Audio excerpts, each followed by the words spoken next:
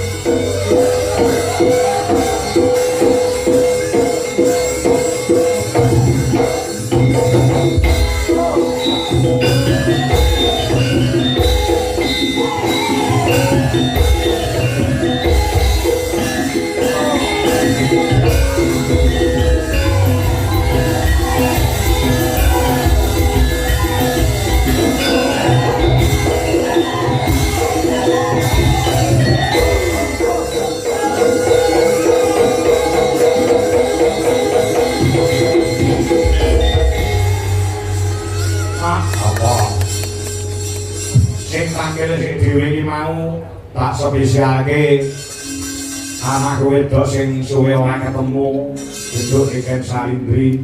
Sebabe apa? Marga nuwun sewu yo ora usah dadak tutup-tutupan gengsi-gengsinan ego-egonan. Apa? Aku yo lagi bengi iki ing atase ditangkap karo Kyai ket sore mau urung petuk karo sing di omah nembe ning panggung iki mau aku lagi tepung orang panjenengane Bapak Suhadi saha Ibu Apik Rosliani SPD. Jadi sadurunge ora tepung ora kenal tur dasare ketemu ya lagi penyerahan wayang iki mau pancen bener kok. Dadi awake dhewe bengi iki sing asline melu manajemen anak wedok Niken Salindri. Oh ngono ya. Dadi ora sagada tenang. Monggo Niken Salindri iki apa jenenge iki wis ngerti dhewe to nek jenenge wis ngebeki jagat. Oh ngono. Karo dalan sapa-sapa wae tenang kabeh paribasane. Oh heeh. Ya kamilujan panjenengane Pak Suhadi saha Ibu Atik kuwi wangapik menang anak wedok sing Niken Salindri. Oh heeh. Saiki kan pokoke kula nanggap jenengan dalange ajeng jenengan paringi sapa-sapa gelem. Oh heeh. Lah kebetulan anak wedok kuwi nek karo aku wis kaya bapak karo anak. Oh, ngono ya. Kekasan aku dibel karo ibune Niken. Oh, Pak Wiwin heeh. Pak, apa saged tanggal 11 Juni wayangan wonten ing Laladan Babakan Kecamatan Mangkur Kabupaten Ngawi. Kuwi saged Pak Wiwin sing kosong. Oh, heeh. Pinten Pak, dadi aku ki nyanyangan regane karo Pak karo Pak Suhadi lho. Oh, heeh. Ya karo mboke Niken kuwi. Oh, ya apa to, Pak? Mriku entene pinten? Oh, ya. Nyatane alhamdulillah no bengi iki iso kasembadan iso nglakon. Oh, ngono awake dhewe ndereke anak wedok. Oh, monggo pomarep golek dalan sing nom-nom, sing cakrak-cakrak, sing ganteng-ganteng ya akeh. Apa kok golek dalan kok wis tuwek. Oh, ngono. Ya berkode ana hubungane bapak karo anak kuwi mau mergo Niken Salindri iki cilik biyen kan SD wis kulino sepanggung lawan awake dhewe. Lah iya mantus bangun anak wedok mantus bangun dengan Pak Suhadi ya so Ibu Atik Rosliani. Oh heeh asma Kinarya Japa Pak Suhadi heeh. Ngono ya ya heeh.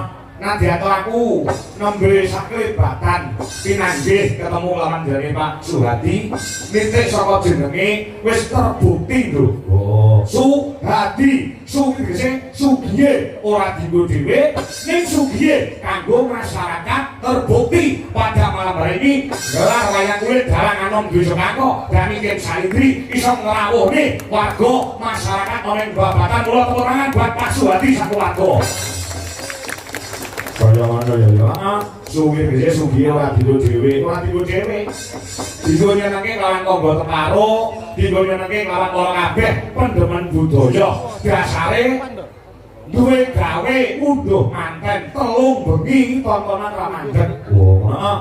Iki kae campur sari. Oh, heeh. Mau bengi ya campur sari, bengi iki minangka puncak acara wayangan. Oh, heeh.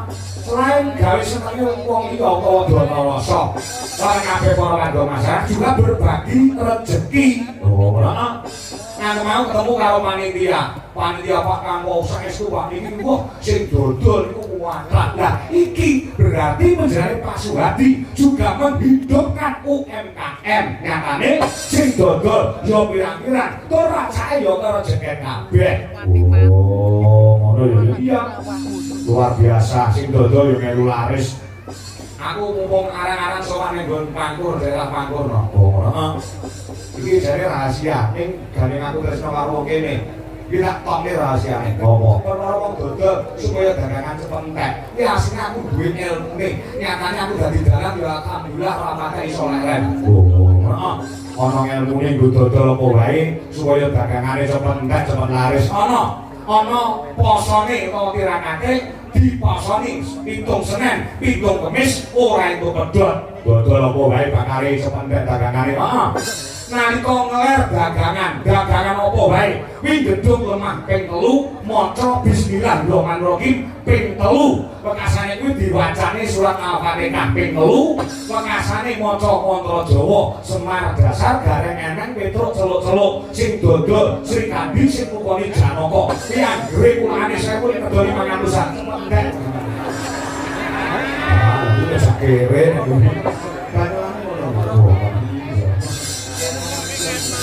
perkara segini ana sing ngatur wis ana sing nata. Heeh. Ora beda penjane Pak Suhadi. Dulu juga pernah panjenengane iki rekoso. Oh, pernah rekoso. Iya. Nek ora kleru tahun 2018 2019. Oh, ngono iya.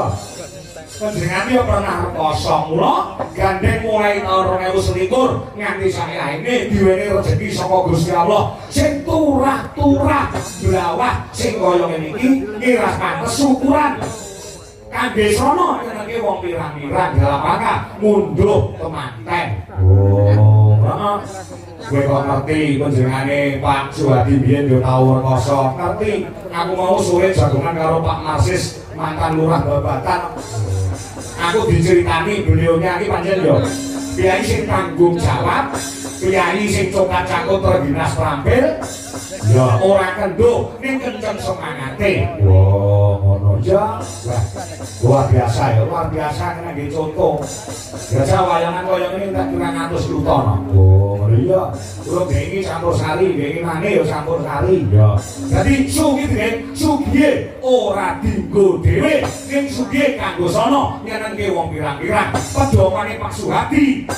Kuwi apik-apike wong kuwi nek uripe bisa piguna tumrap bebrayan agung utawa piguna tumrap wong akeh. Oh, heeh. Pengasane tegese kuwi apa? Harapannya ditumpukan kepada Mas Rema Sefri Fatu Rosi. Oh, heeh. Iya, heeh. Harapan kedepannya ditumpukan kepada Mas Rema minangka dadi putra dari Pak Suhadi sapa Ibu Atik terus liyani. Oh, heeh. Ya, heeh.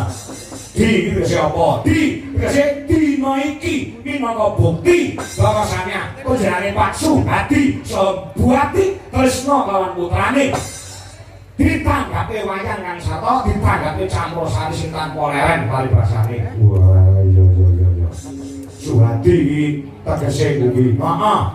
Nek Atik iki tegese apa? Atik iki bojone Mas Suhadi. Kaki apa, teki apa, iki apa, kaki apa. Aku tegese agamane dicekel karo panjenengane Buati. Nyatane menjadi seorang ibu rumah tangga yang hebat. Putra sing dinikahake iki wis dadi putra sing soleh lan dadi putra sing dadi. Oh, insyaallah bisa mikul dhuwur mendem jero marang asmane wong tuwa kuwi. Heeh. Terus T tegese apa? T taat aturane agama, taat marang aturane Pak Suhadi selaku dadi kepala rumah tangga. Oh, heeh. Iki tegese insyaallah bakal barokah bisa slamet dunyane, slamet akhirate. Amin ya rabbal alamin. Sing kali dhewe Kak kuwi tegese apa? Kudu komplit. Kak kuwi tegese keluarga yang diutamakan. Bagaimanapun juga panjenengane yo ngasta dadi pegawai nyatane SPD ning keluarga yang diutamakan gula wentah marang putrane Mas Rema Sefri Fatu Rosi kang sato lumadi lawan panjenengane Pak Suhadi nyatane dadi sugih brewu kaya ngene iki. Oh, heeh. Suhadi iki tegese kuwi apik iki tegese kuwi. Heeh. Aku dhek ning Boyolali yo ngono. Jenenge sing nanggap tak ora dhekne apik. Nek dalam tegas angel lho iki. Ya.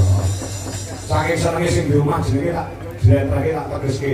Kuwi liburan iki munggah panggung nyawer aku 2 juta kuwi ning Boyolali ning kene mbok. Ono ya. Sampe daleme perkara dhuwit aja kuwatir.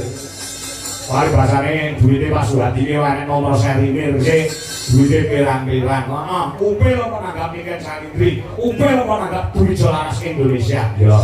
Ngono ya. Heeh, kula didongake. teman-teman sekalian, ya Mas Rima, Sefri, Faturozi, ya Cewek Daud lawan Mbak Yulia, Rizka, Dwi Atmawati, putra saka bojone, Bapak Dr. Andes Sumarji, soibu, Dira Hajah Sri Supraptini, ya sing gawe oneng Jalan Lurah Suro Darmo nomor 27 Nganjuk, Jawa Timur, ya. Lalu numbang ingreh babakan keluarga ini muga-muga pikantuk wahyune jodoh wiwit saiki nganti sak lami-laminipun Allahumma belok ya belok wis pakai dawuh lan donga marang korban Gusti Kang Wonoso muga-muga bebrayane menjane Mas Rima karo Mbak Yulia ya untuk berkait Gusti Allah Subhanahu wa taala dadi teman-teman yang sakinah mawaddah warahmah maslahah hidine kata akhirah bisa menciptakan baiti janati rumahku adalah surgaku kan bisa dadi asrana enggak pinaringan golek kencana kan bisa tata jamo wujude putra kakung sing saleh putra putri sing solehah bekasane bisa mikul dhuwur lan jero marang asmane wong tuwa kan sarta simbah kakung lan mbah putri ya figura umrah musa bangsa kelawan agama Allahumma amin amin ya rabbal alamin hasbuna Allah wa ni'mal wakil ni'mal maula wa ni'mal nasir Yeah.